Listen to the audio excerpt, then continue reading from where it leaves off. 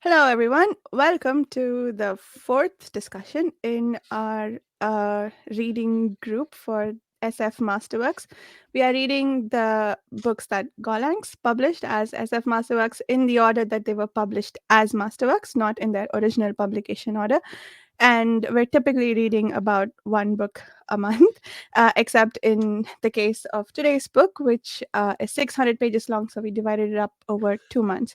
We had the first discussion about Cities in Flight by James Blish last month. It's posted on both Jared and my channels.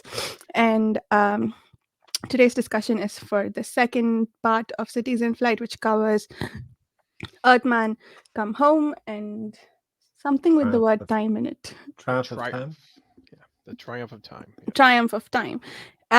So yeah, we'll be discussing both of those. I have only read up to 3/4 of the way through Earthman Come Home.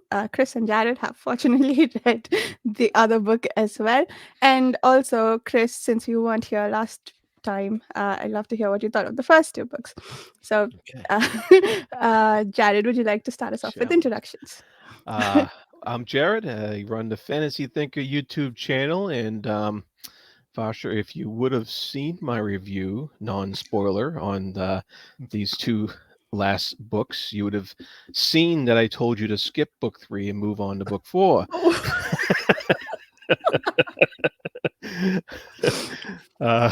So, Chris, on to you. Yeah. So my name's Chris Mullen. I sometimes make YouTube channels, YouTube videos about books and movies, and this is my second time reading Cities of Flight. And I hadn't mentioned just before we started this book that I DNF'd book 3 the first time, and Cities in Flight is literally the only book in my entire life that I have ever DNF'd. Okay. Wow. And let me tell you, if I hadn't seen Jared's video, I would have DNF'd it for a second time. But thankfully, I took his advice, parked book 3 at the point that I did, and started book 4. And while book 4 still draws, right? Yeah. Oh, yeah.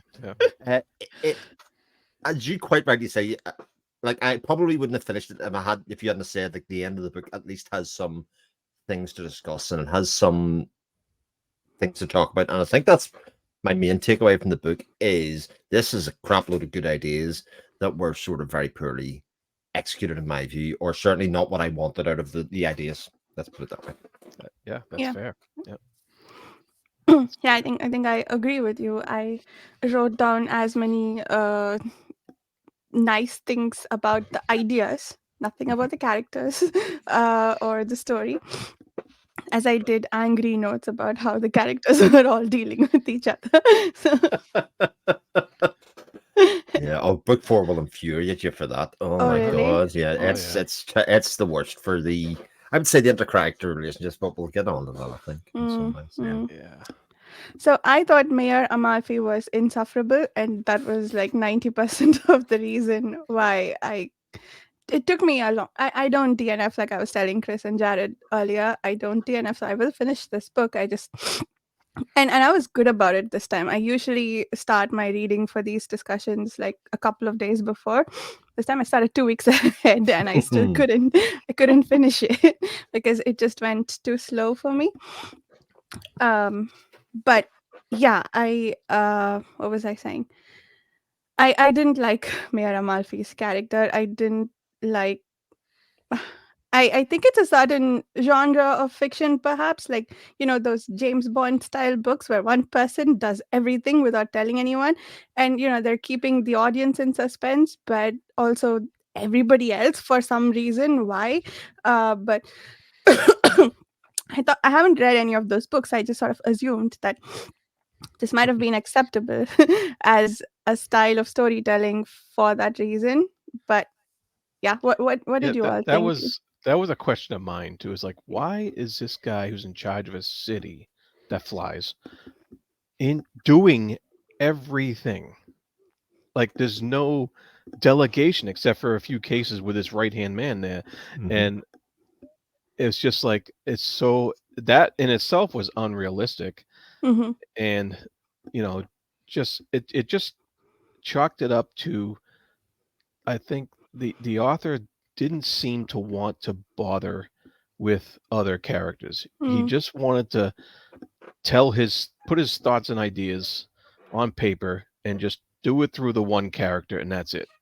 mm, And he did it, and I think Chris brought this, not Chris, somebody brought this up in the last discussion, that this book especially was serialized mm, originally in a magazine, and so the chapters in the third book are episodic, and they have like just like a little beginning and a little end, um, and it's so explanatory. Like your main guy, Amalfi, there, he just sits there and explains a story for each story, yeah.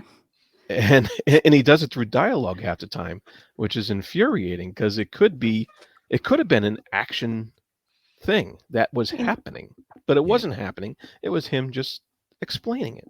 Mm, yeah. Yeah.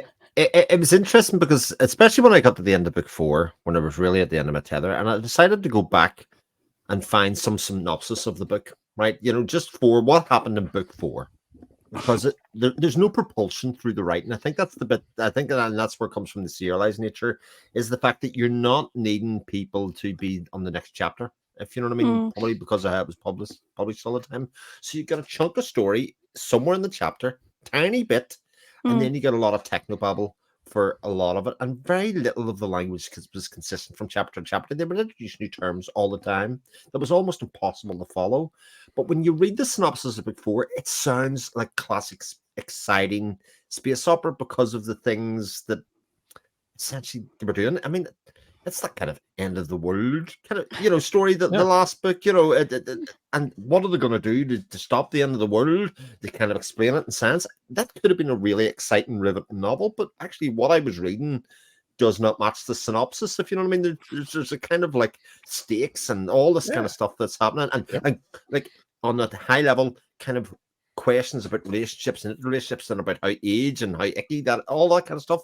But actually, what I was reading, mm, like, Yeah. I got none of that at the time, and it was like, why? That doesn't make sense. I yeah. know time was ending, and they basically just had a boardroom meeting about it. That's what it was. It's like, oh, okay, So, so I mentioned that I got spoiled ish for the fourth book because I read the introduction, right? What I read there, and you guys tell me if this is what happens, is that Amalfi sees himself as the beginning of the next universe. And after reading the third book, I'm like, I don't want that universe to exist. Why? I'd rather everything just well, ended. it wasn't just him though. Okay. There are other people, and I think it in Blish's prose is wandering, Mm, so it's not always hard to nail down exactly what he was uh, plot wise coming out with. But I think each person involved at the end was going to have their own universe as well. oh, I think, interesting. and so it wasn't just like I said in the fourth book. He actually did introduce a few more characters Mhm. that made it a little more interesting, so you didn't have Mm, to always go through Amalfi's head. mm. Um, but which you're right, he was quite unbearable Oh at yeah, times, and so, but and there's a lot more I had to say about that last chapter Yeah.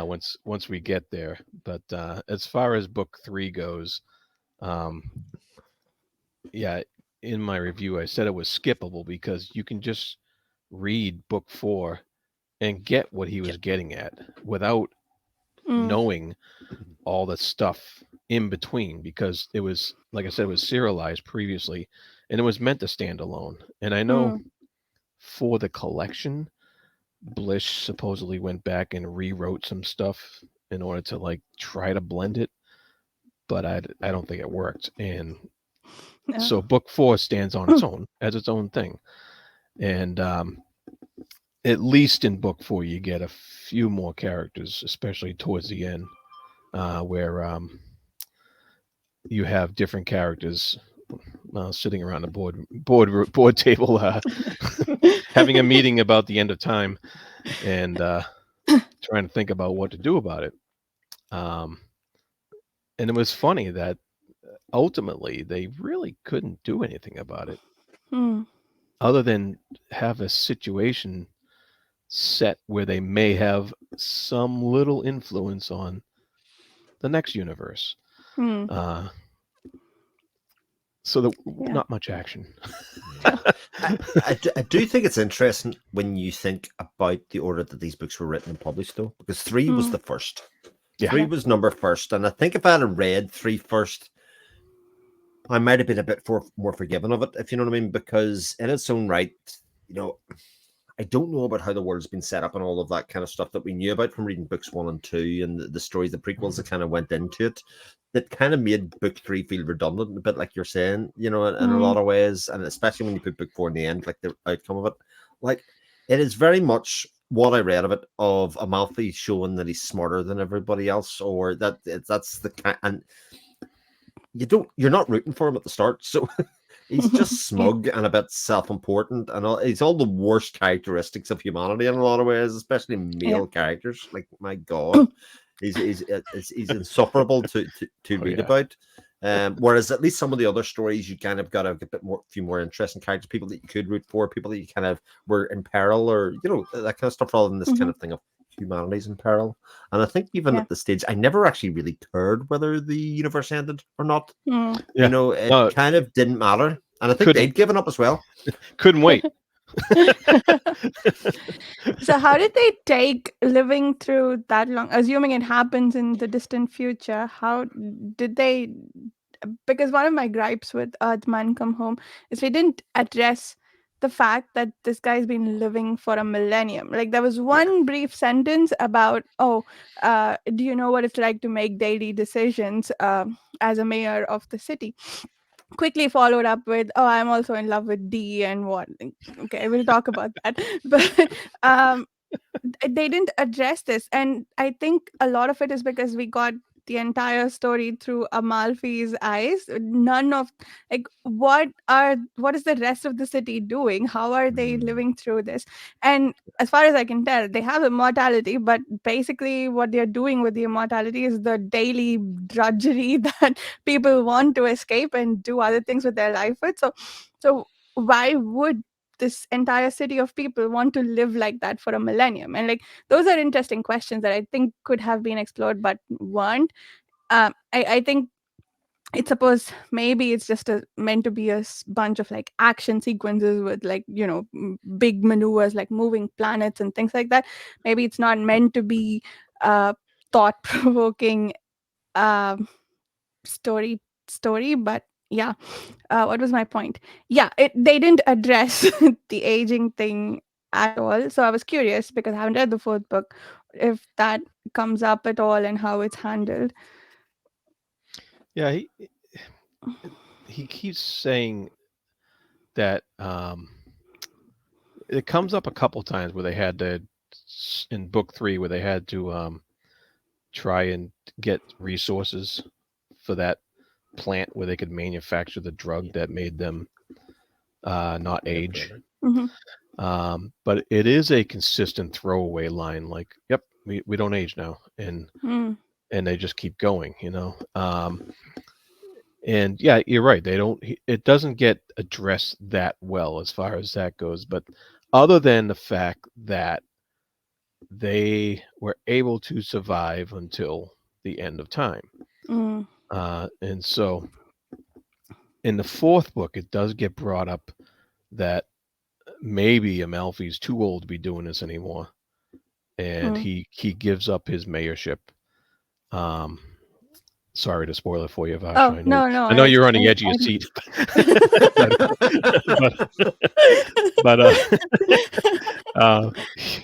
But he does give up his mayorship at one point to try to move on to something else. So it does at least get brought up in that manner.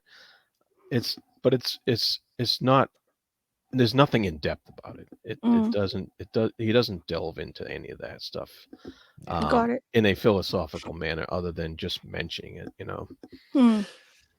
I think this is going to be fascinating because obviously we've had two books, Forever War and Am Legend, and I think both really investigate the kind of nuts and bolts of what the book's about. What the impetus was to make it about. The Forever War is this kind of idea. If you were fighting a war over a long time and you were away from home a long time, what would that feel like when you come back? Hmm. All of those kind of things. Yeah. They really go into right Yep. here. I'm going to propose some end game scenarios for you here of actually what would happen, so that it's philosophically interesting. Am Legend does the same kind of in isolation and does all that stuff. And here, in the first couple of chapters of each book, he lays the groundwork for what could be really fascinating kind of exploration into this. Even in book 4, when he kind of throws this whole situation with Dee back in the thing of, right, if you live for a millennia, Hmm. does the concept of a relationship completely and utterly just rip apart and throw on its head? Because most of us live for a certain period of time, get married 20s, 30s, 40s, whatever, and kind of have a lifespan that we will, in theory, have one life partner for. And at the end of it, you'll have a quality number of years together, but ultimately you'll grow into old age together. But if you don't age, Hmm. surely the whole concept of relationship totally breaks down. And I couldn't tell you how frustrated I was that it came down to this essentially about power imbalance between him and Dee. Dee was in a sort of loveless relationship that had been going on for hundreds of years. Like, at what point do you go? Yeah. Oh yeah. No, it wasn't. And you're right. It wasn't explored. It Wasn't explored at it all. was just like, yeah, there we love each other, and I love her, and for a while, I think Dee went with him for a little while, and then that was it. It But then was she just stays with her husband. Like, the whole thing yeah. is And at the just end, she stays with her original. What was the guy's name? I can't remember Mark, now. Mark, Mark, Hazelton. Mark Yeah. Hazelton. Hey, Yeah, Yeah. Hazelton. Yeah, yeah. yeah. And and she stays with him at the end of the universe, and hopefully she got her own universe afterwards. But But Did she? What was her character like in book 4? Because in this one, she was the yeah, dumb yeah. person that got everything explained to, Ah, and that was painful. and then the scene with the king where he's like, yeah, he's going to take D, and like neither, like she doesn't get a say in that, and Mark is not upset by it, other than the fact that, yeah, what's up with using women as bait in this book? Like he did that even on the planet of he or her or however that's pronounced. And uh, He. Oh, heh. yeah, Yeah. with the It's free, yeah. I mean that is a sign of the times that this was written. And I guess this is your classic example right Mm, here of a what do you want to say it, limited worldview when it came to male female relations. mm, Um, and yeah, it killed me, especially when he what was a line he said, I wish you knew your history. yeah. And then he goes on to explain the history for another 2 paragraphs, and then her husband Hazelton's like, "Yep, you're right." you know, Yeah. and I'm just like, "Oh, this is you know, horrible." The it, dialogue was it, so bad. oh yeah. In That's theory, horrible. this is the worst of masculinity because it is mansplaining for Yeah, 600 pages. Like, absolutely. that is Yep. completely what the book is something to do. But that's, like, I've got to be fair about it. None of the characters are well written. Like, Yeah. this is not a character-based story at all. No, you're right. There's No. nothing about it. As you say, the dialogue.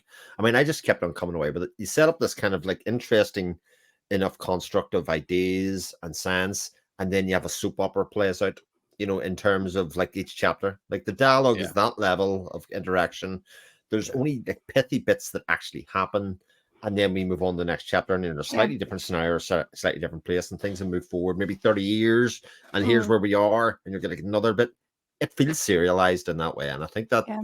that ultimately, while we're going to continue to bash on this in a lot of different ways. I think it is a product of how it was published in a lot of Mm. ways, and I'm sure it worked at the time in that form when you were kind of give me another bit of that world or what Mm. happened in that world or the sense of that world, because that's what people would have been into.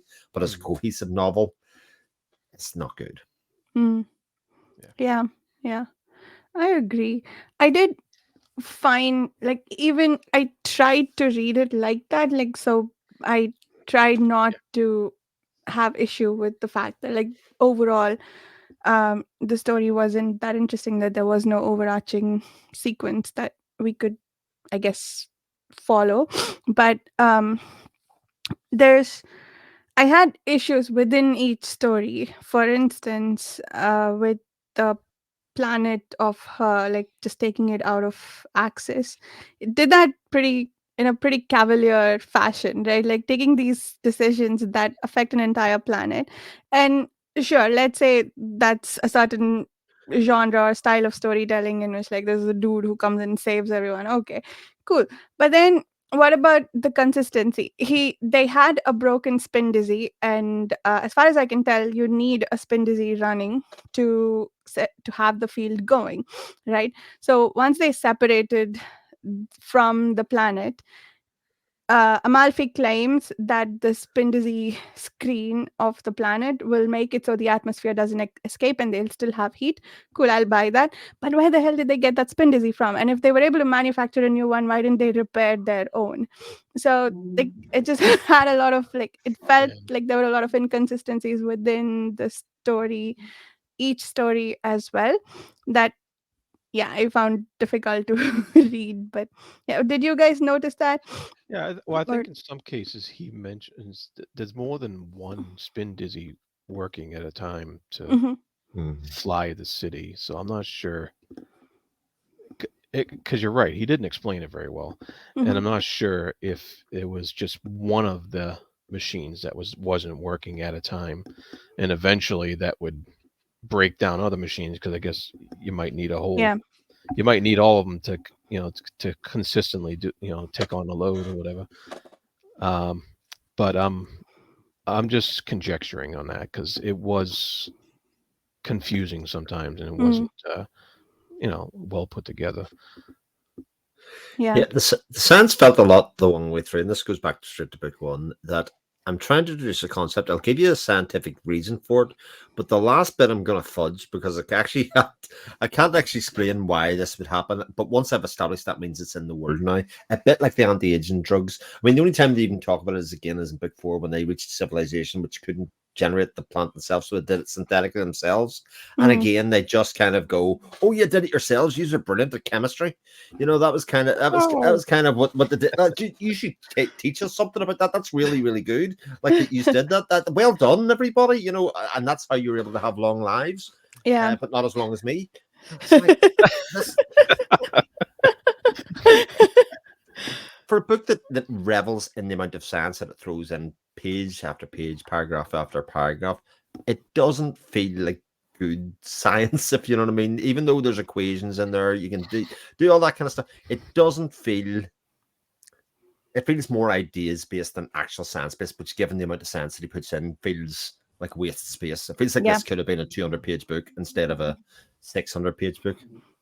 Yeah. Yeah.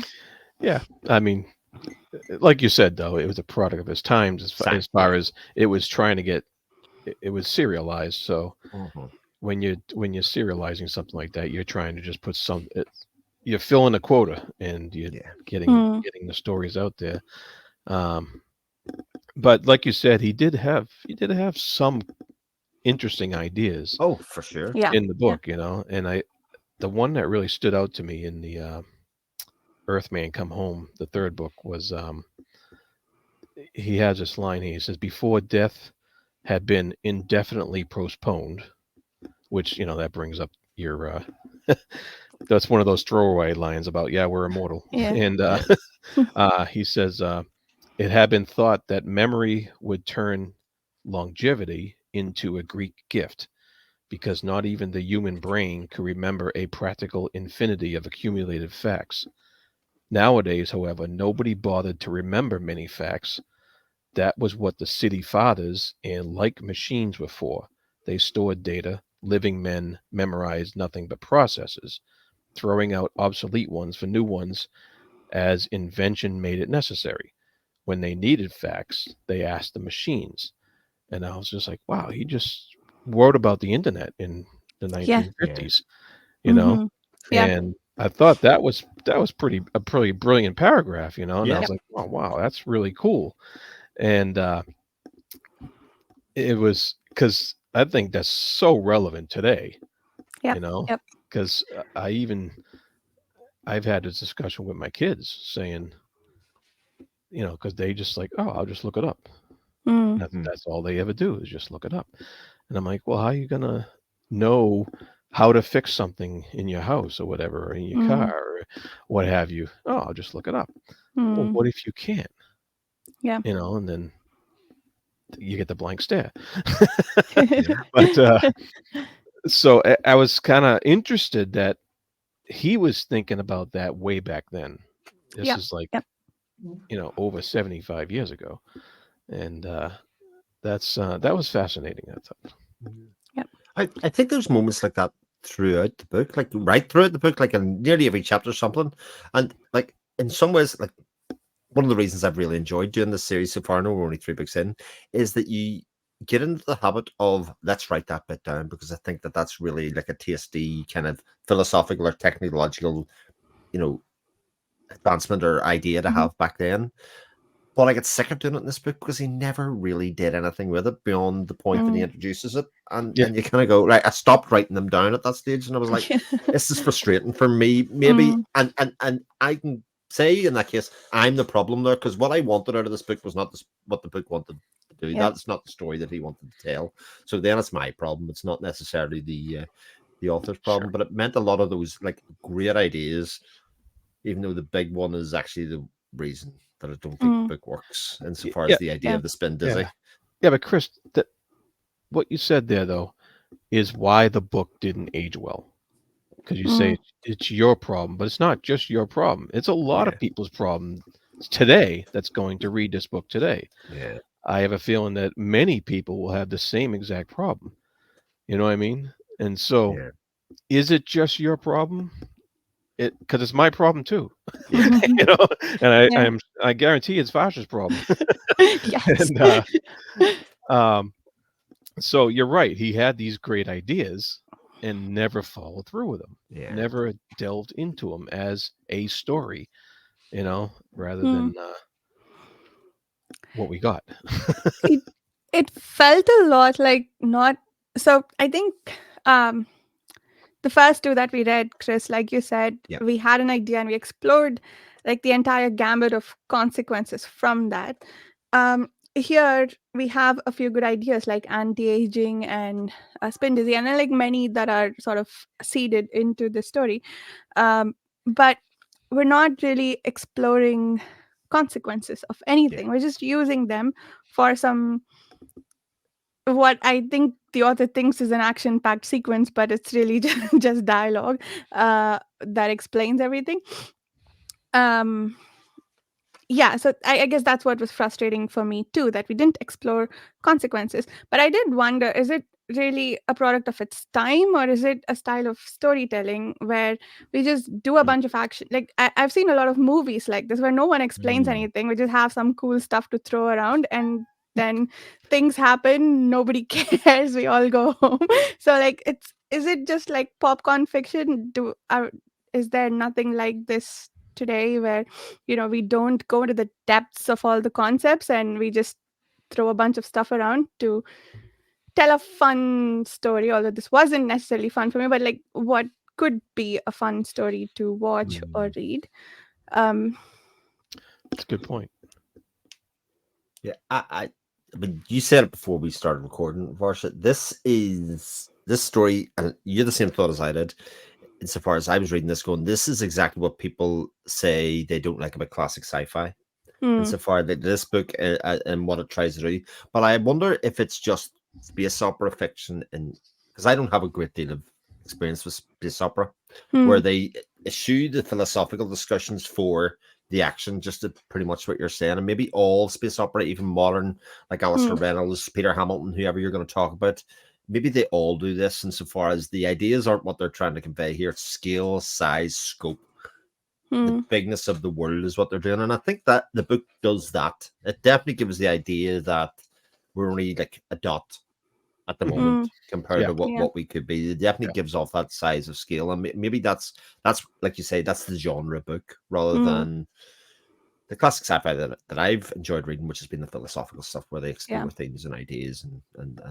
technological advances or whatever else it is. And like I say, this book wasn't interested in that other than kind of saying, here's what's happening in the world, this is what we're building this on. It was smart enough to go like having spin dizzy is one thing, but it doesn't make any sense unless we solve the aging problem. So you've got Hmm. to have Yeah. anti-aging drugs as well, and putting the two things together. And okay, there's your premise for going off and doing whatever you want Yeah. with Yeah. that stage. So I think it is an interesting discussion, especially as we move through these books to kind of see, is this a style of fiction rather than just kind of a bad executed version of it? Hmm. Yeah. Yeah. Hmm. I think the order in which we are reading the books in this collection also sets us up for that sort of expectation. Because, Mm. like you said, Chris, if we had started with the third book, then we'd know what kind of story it is, right? It's just people wandering like from city to city. We're not exploring any specific technological advances or any specific big ideas. We're just doing the big idea and Yeah, moving on. uh in the first book, it felt like because the first book was the creation of the spin disease and the anti-aging drug that we read, it felt like the rest of them would be an exploration of the consequences, which it wasn't. It Hmm. Okay, in the second book was sort of an exploration in that, oh, cities were able to fly off of Earth, cool. But then everything that happened from there on felt silly, and like, yeah, I didn't like the second book very much either. But the third book, then reading the third book, but at least the second book was still something in that ballpark of exploring consequences a little bit. But the third book is just like episodic and not at all in line with potentially set expectations that we're still going to see what else can happen as a result of this. But Um, in the second book, though, at least had a character you could relate to yeah, yeah, yes, because it brought a character on that knew nothing, yes, and so you, as the reader, you knew nothing, and you were learning with him, and so mm, that was at least you were immersed in that way, at least in yeah, that yeah. regard. With Amalfi, you are not No, immersed at no, all. not You at all. you Yeah, cannot relate to him, yeah, and and so and like I said, it's episodic, but yeah. yeah. So, Chris is like a scared young boy, you know. He and you get the sense of wonder of the world through him as he's kind of going, "Oh mm, God, I'm going down here. I don't know what I'm going to run into or otherwise." And like that carries the second book. It carries you through the second book, as you say. Like it's okay. And he's a character that is readable, you know, as mm, opposed to some of the other ones. yeah. yeah, yeah. And the ending of the second book, which I hadn't finished for the last discussion, it just ended with him being given the title of city manager. Like, that's it. That, like, you you just ended there. Like, that's supposed to mean something to me.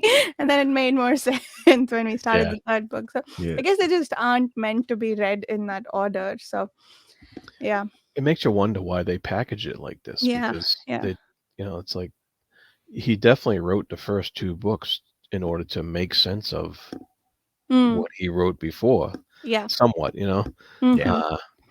because he explained the whole. In the first book, he explains the origin of how all this came Yeah. about. In the second book, we get a character view, and um, the cities take off, and so I wonder why they collected it like this Yeah. Yeah. in Yeah. chronological order rather than in a Publication. Publication order. Yeah. publication order. Yeah. Yeah. It and I think both the beginning forward and afterward tell you not to read them in this order. I should have Yeah. listened. Oh, do they? Yeah. The afterword basically says start with book two, I think, is where Yeah. they Yeah. suggest they say start with book two. Mm. Oh, Uh, really? Interesting. to be worried. Like I could imagine having read book three. And if you like book three and read book one, you would have thought book one was absolutely brilliant. because if you like that world and like the kind of effect that it had set up, book 1 is clever enough that, and it has enough like interrelationship stuff with Wagner and the characters that are there to kind of go, okay, this is interesting. This is where it's been set up. I mean, they don't do anything even quite like that again in any way. They don't set up even male female dynamics that way or anything like that. It's just kind of again just thrown to the side and said, right, I've explored that bit. We're moving on. But I think reading this is 1, 2, 3, 4. You can't help but feel like it peters out, or that it kind of doesn't have any kind of impetus kind of towards the end of the book, because it wasn't even the way that it was written. It was just it was done the other way around. And the author does know how to do exploration of consequences, or just playing out something end to end. Like, because in the first book, for instance, we saw there were two things that I thought were done really well. One was the whole conversation around faith and belief, which I think I forget the name of the main character, but that they explored in some depth. I thought that was done really well. And then the slow descent into madness of the person who's manning the Jupiter bridge every day. I thought that was done really well, like, because you've taken an idea and then you're figuring out what else could happen because of it. So yeah, you're right. Going to the third book from there feels like whoa, sorry, I nearly spilled my coffee. Going to the third book from there feels like a downgrade for sure. Yeah. That was interesting because he did explore religion a little bit more in book 4. And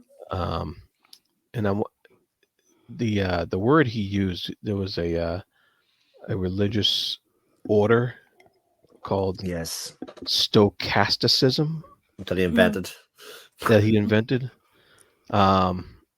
I'm wondering what you think that stood in for, Chris, because you read it. I don't think Varsha got to it. Yeah, I don't know. I think it was that kind of I mean, I kind of linked that to, I mean, it's the start of the third book that he kind of talks about the fact that religion is ended as a concept, but that often civilized religions have it, and that actually, even though religion was dead as a concept, 10% of them were really staunch, fervent believers. So there's a fanaticism that carried on through life, whereas 90% were indifferent. So I think he's using that stoicism, whatever it is, to kind of say, like, this is still a civilized society here, or this is still a very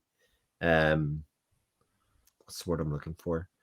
This is still a very cohesive society that is well ordered and has ideas and philosophical ideas, rather than kind of just people scattered to the four winds. Or as what was actually happening is that Earth sort of died out, in some way, because everybody was living for so long. There was no ideas, there was no energy, there was nothing here. But that stock, whatever you call it, was it died out. A vibrant society. Yeah, and then it was taken over by that disjoined guy who's like head of the Warriors of God, and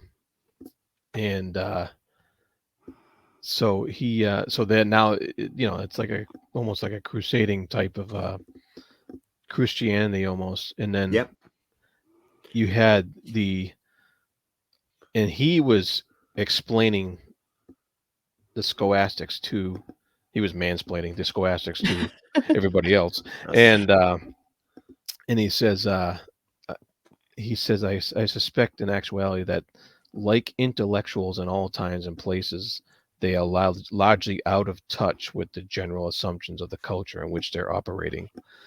And I was like, is he comparing stochastics, I think it's stochastics, to just stoicism or agnosticism or atheism? And I had actually sort of equated it to Russia, actually, to the kind of, because stoicism is like perestroika, kind of communism, all of that kind of stuff. That's kind of where I went with that. That could be it too, yeah. And then eventually this John, apostle of God, he just leaves them a letter and leaves off and says, well, looks like the time's coming to an end, so hopefully you'll be alone in your doubt. And he's done. And I wrote a big huh? At the end of that chapter, I'm like, that's it? Yeah. Okay. So, I kind of went with Jordan. Don't call me John. Every Right. time I read it, I was like, don't you dare call me Jordan, John. don't I'd call be me really John. Yeah. angry. Yeah. Yeah. But yeah, Uh, I mean, again, another really good example. Like you create a foil for Amalfi, and he's a around there good, for a while. A yeah, good foil, or somebody that's not prepared to buy into his bullshit all the time. And the result, we'll just throw him away, or it'll just kind of do nothing with it, yeah. yeah. And the It word's was, coming here; it's not as important. it was just Mhm. like, oh, okay. Well, we really can't do anything about you guys. So, good luck with your doubt, and see you in the next universe. Yeah, I was like, oh, okay, Yeah. because he really built up this guy to be, the a great antagonist. yeah. Mm. He built them up, and then all of a sudden it was just kind of fizzled out. Yeah. And it's all about the next civilization after that. Maybe it was a case of his editor said to him, well, we're going to give you another 4 issues to talk about this, but we're only going to give you one more.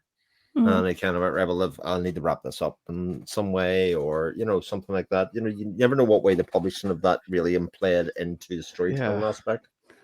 Was the Triumph of Time also serialized? I thought just Earthman Come Home was, or was. Yeah, I don't know. It was because it was longer, Mm. Yeah, and Yeah. it is a single story this time instead of being that's a right. bunch of That's right. Mm. bunch of episodic ones. So not sure how it was originally published. Mm. Yeah, because it was a 12-year period, wasn't the whole thing done in? Oh, okay. Something like that, yeah. Yeah, Oh. And then he wrote, and then I guess he wrote the first 2 novels as an explanation that's because been explanation. because the 4th novel ends everything, ends the universe. So he could only go backwards. Although it ends the creation, but the last line of the book is and then creation begun or something like that. Creation begins, something like that. Mm. Yeah. Well, So yeah, yeah, there's that kind of cyclical nature of the world, isn't it? Mm. yeah. I don't know. That ties Creation into begins. the theory that the universe expands and then it Yeah, contracts. contracts. Yeah. So he had a little bit of that in there. Yeah. So one more question I had for you guys. Well, I have a few more, but this next question is the first 2 books felt like they were about something, right? Like the Forever War was really about the Vietnam War. I Am Legend, I don't know specifically what it was, but there was something being explored there, right? Like the loneliness and isolation of this person. So it's too much to ask of the book as a whole, but were there any specific sections or chapters that felt like this is about something else? Like there's commentary being made here about something um, more important or bigger than what's on the page. Well, the 4th book, I think he's definitely exploring the what if the universe were to end? Like he's Mm, going in that direction, and what would the end of time look like? mm, Um, and how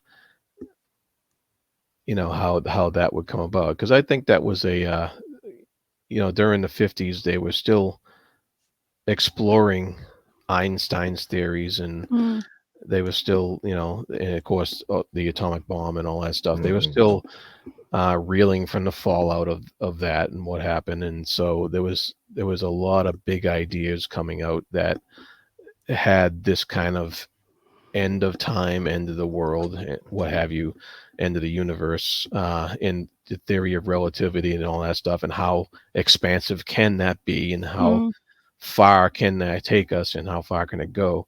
And so I think he had that kind of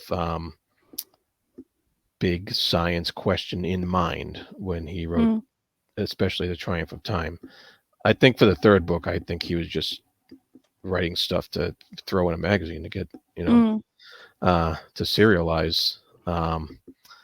And maybe the 3rd book is about, like, how would humanity go on from Earth into the stars. Um, so that you could look at it that way as Mm. far as the third book goes. Yeah, Yeah. I think for me, it's the book is about, or the genesis of the book is about the fact that the Cold War was going on, and the fact Mm. that you know, Yeah. I don't think he's seen an end of the Cold War because the two superpowers that would eventually kind of bludgeon each other to death, and the Mm. point that in that event, the only way humanity can grow is off the planet at that Hmm. stage. And I think if it's about anything, it's about that. But as we've said like a lot of times, it doesn't really do anything with that other Yeah. than like there's a throwaway line about when New York leaves, as like this. I've made this kind of pithy point about this is the center of the universe being New York. When it leaves, then humanity leaves, and the Mm. Russians take over the world. Then there's like a Yeah. throwaway line about that, and they kind of says, "Right, that's okay. Let's move on." The Americans have advanced, and they're still stuck on Earth, kind of thing. But Yeah. but other than that, I think then it just becomes like a space opera-ish kind of thing that obviously did well enough for him that people asked him to fill in a backstory and do whatever. It Mm. became probably his signature and his way to make a living. I would say in a Yeah. lot of ways. Yeah, that makes sense. It does feel like, to what you said, Chris, about the only way for humanity is to go off the planet. In a lot of cases, it felt like it was the worst of humanity. Like, we didn't try to improve or change anything that was bad. Like, coming off of series I loved, like Becky Chambers, I forget what it's called, but the first book is The Long Way to a Small Angry Planet. I loved those books. They explored, you know, what it's like to be kind, what alternative societies where people don't have to be horrible to each other and there's not a resource crunch all the time. They just do such Mm. a wonderful job that this feels like, obviously, yeah, this feels a bit flat to read in that regard. But yeah, like I think the right way to read this to get any enjoyment from it at all is to just look at the big ideas and go, wow, oh, you're moving a planet, cool, without thinking about, okay, what is that going to do to the people on the planet. And yeah, so that, I guess, yeah, it is unsatisfying if you want something out of it other than what it does, I Yeah. think. Yeah. Yeah. You could look at it as a cautionary tale too. It's like let's fix the planet we're on rather than Mm, Mm. yeah. because the same kind of crap is going to happen out there too. Mm, yeah. Uh, so you Yeah. could kind of look at it that way. Well, they sort of make that point, don't they? I mean, they've got these flying cities, and at a certain point, they land somewhere and they stay there. Yeah, Mm, right. They aren't going to move. Yeah, They're just going to be resident in a new place, and you called it the especially jungle, I think, the right? jungle. That's exactly Yeah, right. yeah. So, and the idea that if there's no change in administration, because Amalfi is in charge of everything for a long time, there's no impetus to go do anything. And even when Amalfi wants to do something else at a certain stage, everybody's like, "Oh, we'll come with." The humanity's stuck. Yeah. Democracy, for all of its faults, creates this idea that things will always change. It's at mm, some stages there's always opportunity for change. Yeah, I yeah. think that's a good. I think that ties into what you were saying about the Soviets and the Cold War, Yeah. and how it seemed like Blish thought that was going to go on forever. Um, and that kind of reflects how, yeah, all these cities are in the jungle. They're doing the same thing that they were previously. Like nothing's going to change, even though we have the whole universe to Universe. explore. Yeah. Yeah. Mm, Yeah, because it was always about it at the start of the book. They moved for trade reasons, for resource reasons. It was always Yeah. about that. And at a certain point, and I think that's the point of the civilization that has done the anti-aging drugs synthetically, is like, okay, we don't need resources. That's not a problem anymore. We can just sort of do this ourselves and kind mm, of exist just to live forever and do nothing with it. And Mhm. and, Yeah. and I think I found that bit frustrating as well. Is that okay? Say I did live for 1,000 years. And they make the point that Amalfi doesn't know an awful lot about anything, in a lot of ways. If you lived for 1,000 years, I think you would. mm, yeah. Well, he doesn't know enough about everything, Yeah. but he also does everything. Yeah. Yeah. So what is everybody else doing? Good. Yeah. Why does the We're- city manager need to know how to pilot the city? Why? yeah. Like they Yeah. have that Yeah. realization three-quarters of the way into like, Yeah. and three-quarters of the way into the book, but a millennium after they've been flying, that the city manager doesn't need to do the flying. You can have a pilot for that. Like, oh, hello. Yeah. um, so, Yeah. um, Ed, I want to ask a new question. Is that Okay. okay? Cool. Okay. Please. Uh, so, so I was reading a short story. I think it was William 10. It was told from the point of view of this businessman. And the way it plays out is there's a big crisis, and then the businessman solves it. And there's something about the way he thinks by virtue of being a businessman and therefore only caring about profit that he's able to solve it. When I read that story, I thought it's a commentary on how, like the businessman is the most important kind of person in our society. And that's the comment that William Tan was making. But then I read the author's note afterwards, in which he says, he hated writing that point of view character, but he wanted to tell the story. He tried it from many different characters' points of view, but finally the one that stuck was this character whom he hated with all of his being and everything he stood for. And so like he felt a bit disappointed and slightly depressed that he had so much in common with someone he hated so much and whose ideologies he hated so much. So that was a bit eye-opening for me, in that like the main character is often not who the author himself is rooting for. So I was wondering about Amalfi, given how insufferable he is. Do you think, the author likes this person and or it felt like he does, but is there room to think otherwise? Yeah, I think that I think he just used him as a Mm, explanatory piece. mm-hmm, I don't think the character of Amalfi is really that much of a character as mm, he is more of just a way to spout out all the ideas he had. mm, Uh, and so, did the author like Amalfi? mm. I think it And was irrelevant, really. yeah, what I mean by that is, yeah, I don't mean just like actual like, just like I should be more clear. I mean, like, do you actually think that this kind of person is who must rule the world? Like, because Amalfi does in a certain Mm. sense. Like, is this the kind of person you think will do a good job of leading the world or the planet or the universe into a good place? Which, based on the ending, it seems like he does think so.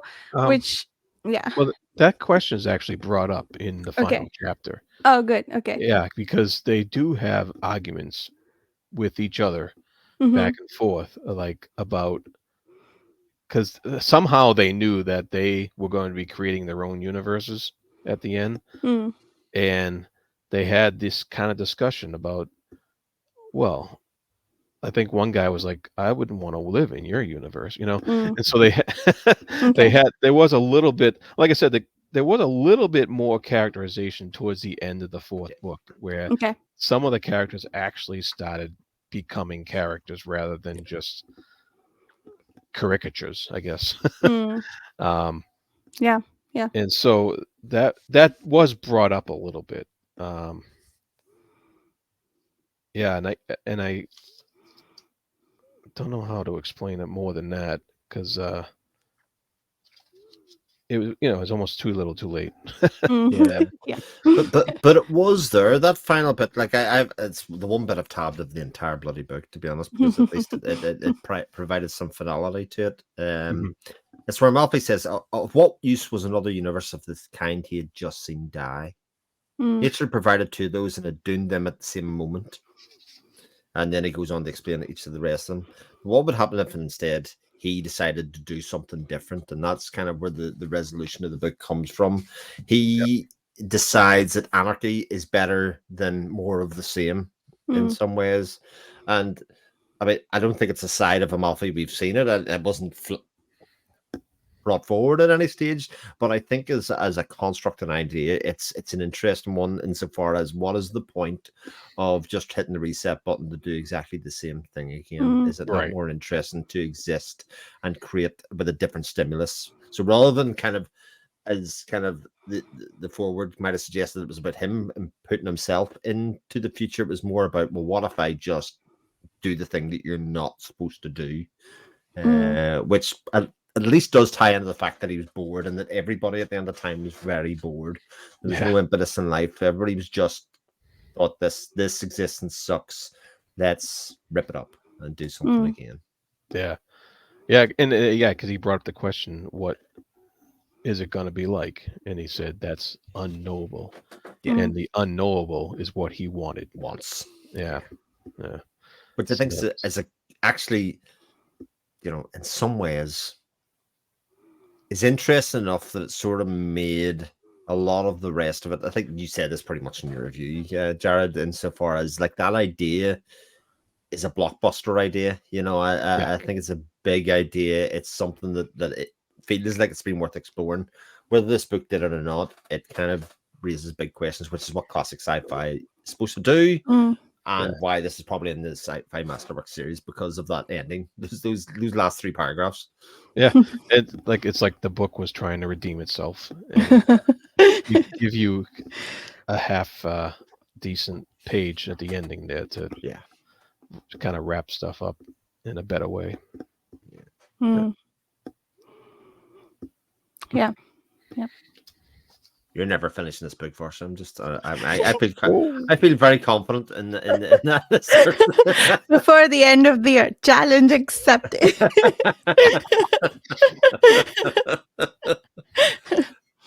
So the only kind of books that I really DNF are if I don't like where the author's coming from. Like if I fundamentally disagree with their ideas. Like I think Ayn Rand comes to mind. I DNF'd her book, and that's pretty much it. So I will finish this eventually. Jared,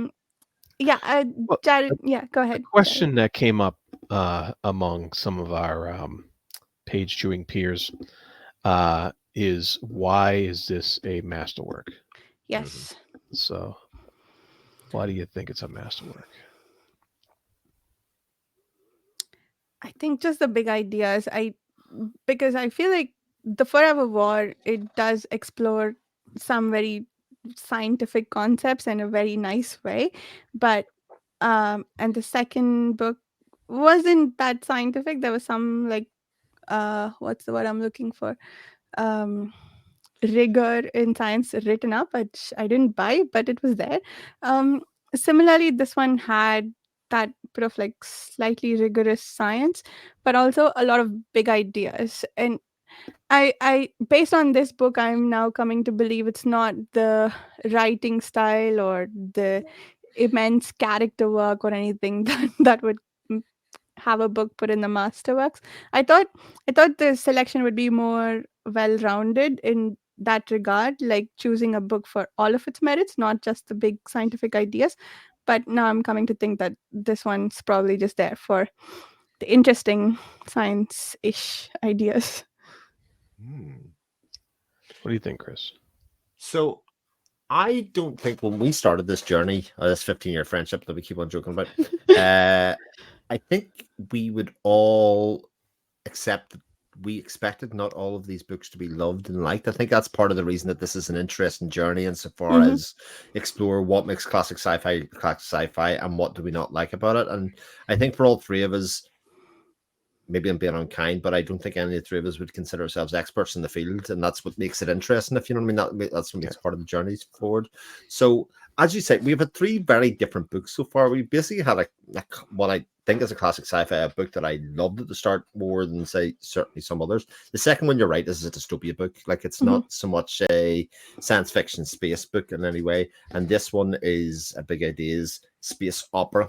That the other two were not. That kind of idea of an overlong book about things, but with some ideas rather than about ideas. And the next book that you're coming up against is another type of book altogether. It's very philosophical sci-fi, right? Yeah. So I think it's the spread of types of books that you get, and I think we are going to hit ones every so often that we might be able to smell what they're like, even from the title, from the author, from that kind of stuff from far Mhm, Mm, away, and kind of say this is going to be probably one of these types of books, mhm. and we'd probably have to come to some sort of agreement to say, it's okay to DNF some of these because I'd yeah, be surprised if we actually make it yeah. through all of them if we have a hard and fast rule about trying to get through. But I will say, Jared gets the absolute gold star for Reader of the Month this month for Oh, finishing this book cover to cover because this was a challenging read It for was. me it second time was over. it was challenging.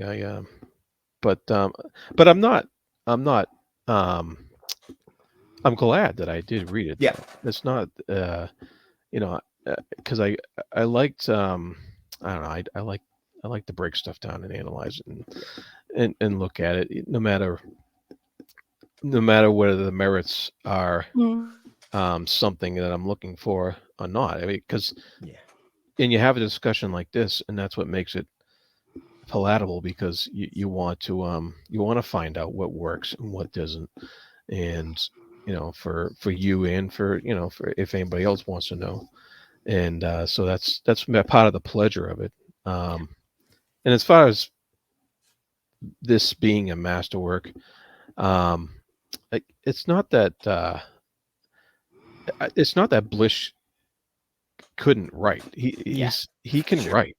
There were actually a few times where some some descriptors were kind of poetic, yeah, and so he had talent. That's not debatable, I think, in his writing. It's just I just think it's just um,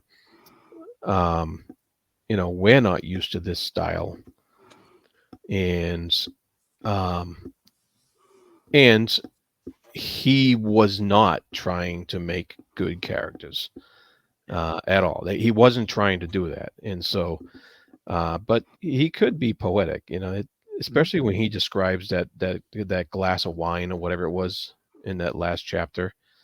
I thought that was a beautiful passage right yeah. there, and I liked how he described that. He even mentioned the meniscus of the wine in the glass, and That's right. I That's was right. like, oh, that's a scientific term put in a beautiful poetry. And um, so, and I think he probably had the respect of a lot of his peers at the time that these were published, and he probably had, and so I think some people have read this and taken some inspiration from it to create other stuff, and that's Yeah, why I think it's in the Masterworks yeah. collection. mm, Influential. Plus, you've also got to remember, he wasn't writing a book for the SF Masterworks collection. He was writing a book yeah. for his audience that was reading it at the time. Yeah, And, sure.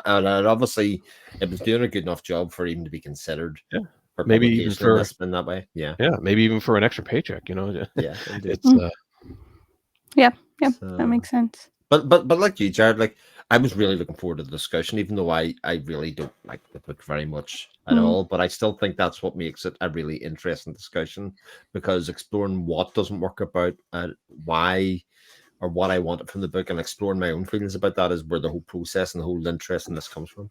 yeah. yeah. Yep. That I agree. I mean, I think one of the things that I've been trying to do recently is try to learn to write. And it's important to see things that I don't like and Mm. analyze why I don't like them. Mm. So I can take that learning. So I agree that it has merit just um, from that perspective, but also like it's not entirely bad. I did No. like, I don't know, 90-ish% of the first two books. I think where they both fudged it up for me was in the end. Like the ending was too rushed. This one, I didn't like Amalfi, and the whole thing was from Amalfi's perspective, so just didn't work for me. Like I found, I thought I did, but I literally wrote down something in like angry caps at some point, like why Yeah. won't you communicate? But there was but yeah, I think just for the ideas, there were still I was talking about I was considering doing the thing that you said, Jared, which was to stop book 3 and go to book 4 before I maybe try and come back. But then at the point I was in book 3, I had some interesting ideas occasionally that like there was sorry, what what I'm trying to say is that like I became interested again. So it was like a graph each time, like, oh, that's a cool idea, and then like fail in the execution. Oh, that's a cool idea. Like, okay, I'm angry about these things that you did instead. But yeah, if you're the kind of reader who has patience for that sort of thing, then I think yeah, I, because we had a deadline, I didn't finish this, but I don't intend to DNF it. I will finish it, and I'm sure I'll take away things that I like from it. So yeah. I did have one question about there was one reason that made me think this wasn't a well written book, but I want second and third opinions on that. Is I didn't get a sense of the amount of time that passed very well. It felt like I was constantly jarred by what they said happened in the time that they were in. It felt like just a few days passed each time, when in fact, really what happened in between was several decades. And did you feel like you got a better sense of that than I did, or what was it just how it was written? I went looking at reviews of this afterwards. That is a very common criticism of this book. In Okay. fact, a lot of people have pointed out that it actually is inconsistent. What Mm. some of the events that happen actually don't make numerical sense; they're out of order, etc. So the proofreading of the book maybe is not, and probably because it was serialized in the way that it was, is not consistent. That seems to be a common thread of it. There, like for a thing that happens over millennia, you do not get the sequence of time kind of in the way that you would like in a narrative sense. I'm sure if you pull it apart, and it is put there in a couple of places of this happened at that day, it's kind of thing, then it might help. Because like Amalfi does live to live a millennia, but we don't actually get the sense that he has lived a millennia, if you know what I mean. He is the same character in book 2 as he is in book 4 in a lot of stages, you know, there's no growth there. Yeah. I think in my review I called it a chaotic mess. And, you're right, because the inconsistency is there. It's you don't get a good sense of how much time is passing in between each episode. And I think by the end of book 4, he's 2,000 years old, possibly. Oh, right, okay, yeah. That's it. Yeah, that's the end it. of the universe happened 1,000 years from. That's all we got left, Varsha. Luckily for you, you're not going to make it. Varsha, I hate to break it to you. Unless you make one of those drugs to keep you creative. You look like you're like your business pointed, but like not mine. No, I'm disappointed because that feels silly. Like, at what point did we start estimating the age of the universe to be several billion years? Yeah, and like we just like, was it not in the 50s? Did it happen after that?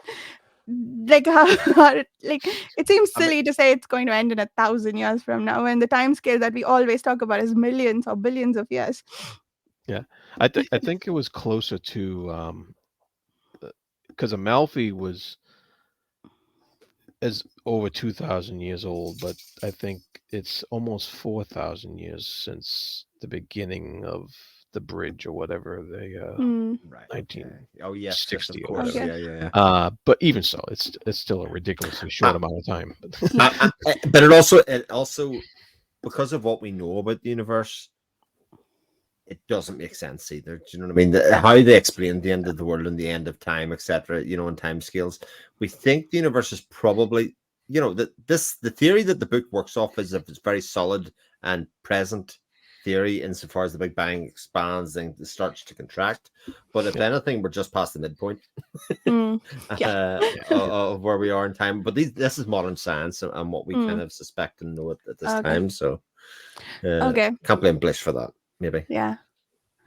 So that was the other reason why I was excited for Triumph of Time, because I thought we're looking at the city being alive for millions or billions of years, and I was like, Amalfi's mayor for all that time. No, thank you. But 1,000 more years I can handle.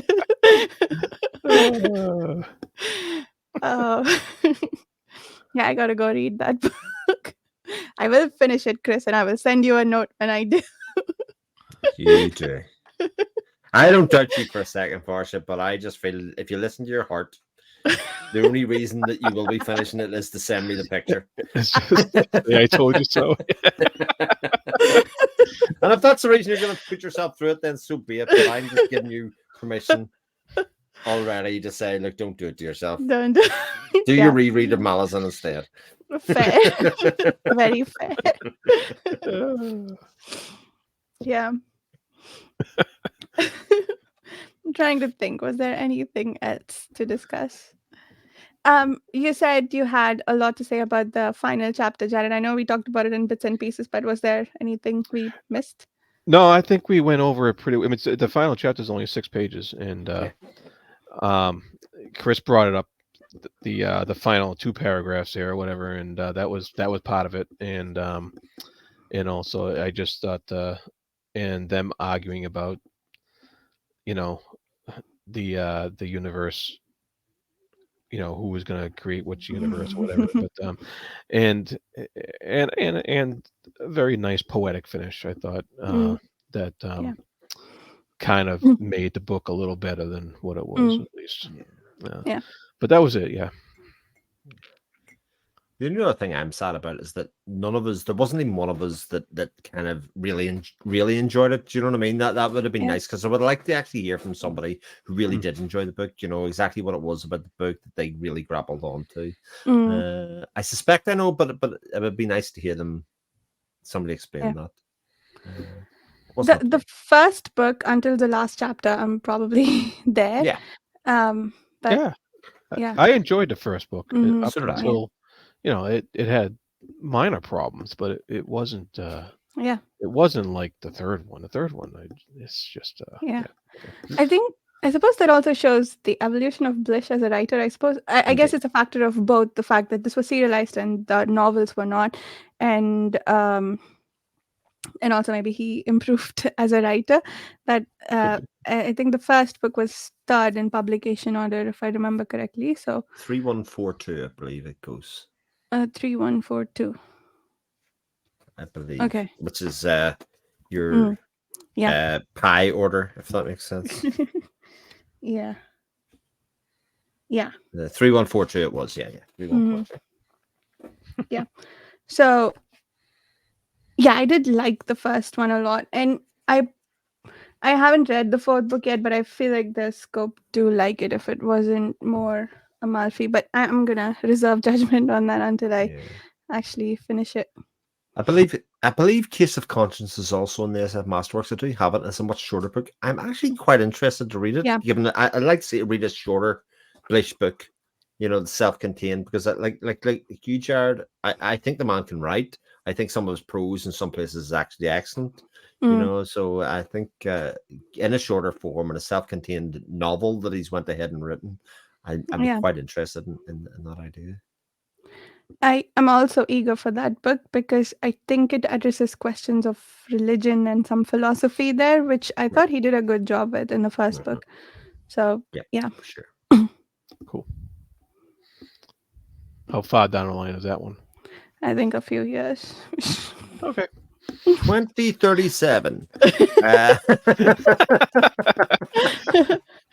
I had to get my anti-aging drug. So I said, maybe we all make it. It's the good news is it's just an antibiotic. Right. Oh man. I think the next one is Do Androids Dream of Electric Sheep, right? Yes, it is. Cool. Okay. I've read that one. I liked it, and there's a lot to talk I have about. read that one too. Cool. Have you read it, Jared? I have read the comic book form. Oh, interesting. Which was painted, and it was in large format, and it basically just took the text right off the book and put it on the page and put it with a picture. Oh, okay. I pretty much read the book. That will be interesting to hear, actually, Jared, because I think this is I think The Android's Dream of Electric Sheep is an extremely, extremely literary book. I think Dick is an extremely literary writer. Yeah. And Yeah. actually, an awful lot of the ideas are very much in the words that he uses and describes. So actually, seeing whether that translates and you get something new out of it would be one of the things I'd be Yeah. most interested to hear. Well, it's a Yeah. long time ago, so I'll try my best. Yeah. Yeah. Book 30, by the way, is Kiss of Conscience, so we're not actually too far down the line. Okay, Oh, just a couple of years. Just a that's couple of years. Ah, um, what was I saying? Two heart Yeah, attacks and 3 marriages later. There we go. oh, shit. yeah, I think Philip K. Dick is one of those writers who explores like the whole sphere of the idea, like all the consequences of what he says. I'm really looking forward to when we talk about Ubik. I think that one's also not far off. So yeah, Cool. cool. All right, for anybody who's still with us, we are going to read Do Androids Dream of Electric Sheep next month. We don't have the dates yet, but it'll be probably late November-ish that we discuss the book. We'll see everyone then. If you're joining us, if you'd like to join us on these discussions or just on the forum, chat with us about these books or any others, consider joining the Page Chewing Forum. I'll have Jared and Chris do outros. Chris, do you want to start us off this time? I'll start as my name is Chris Mullins, sometimes YouTuber, sometimes appear on other people's channels talking about cool stuff like this or on the Page Stream forums with yourself and Jared. Jared, you're up. I'm Jared. I am on the Fantasy Thinker YouTube channel, and I'm on the Page Chewing forums as well. And you can catch my mostly weekly blog, Creative Crossroads, on pagechewing.com. Nice. Yeah, those are a lot of fun to read. All right, we'll see everyone a month from now. Thank you so much for watching. Bye.